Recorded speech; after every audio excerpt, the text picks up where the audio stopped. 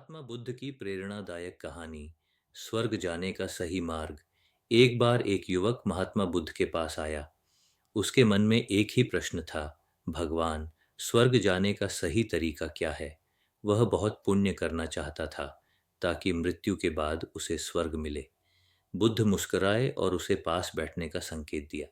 बुद्ध ने उससे पूछा, यदि तुम्हारे सामने दो रास्ते हों, एक सुंदर फूलों से भरा और दूसरा कांटों से, तुम कौन सा चुनोगे? युवक बोला, निश्चित ही फूलों वाला। बुद्ध बोले, पर यदि फूलों वाले रास्ते पर चलकर तुम दूसरों को दुख पहुंचाओ और कांटों वाले रास्ते पर चलकर दूसरों को सुख दो, तो कौन सा मार्ग सही होगा? युवक चुप हो गया। तब बुद्ध ने कहा, स्वर्ग कोई स्थान नहीं है, बल्कि एक अवस्था है। जब तुम्हारा मन शांत हो, हृदय करुणा से भरा हो और कर्म शुद्ध हो, तभी स्वर्ग का अनुभव होता है। उन्होंने आगे समझाया, सही मार्ग वह है जहां तुम लोभ, क्रोध और अहंकार को छोड़कर प्रेम, क्षमा और सत्य को अपनाते हो। बुद्ध ने एक उदाहरण दिया। एक व्यक्ति रोज मंदिर जाता है, लेकिन बाहर निकलते ही झूठ बोलता है और दूसरों को ठेस पहुंचाता है।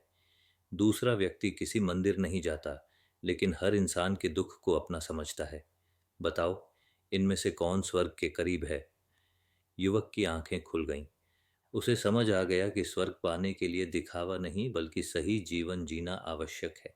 महात्मा बुद्ध बोले, हर क्षण सही विचार, सही वाणी और सही कर्म ही स्वर्ग का द्वार खोलते हैं। जो आज दूसरों के लिए प्रकाश बनता है, वही कल स्वर्ग का अनुभव करता है।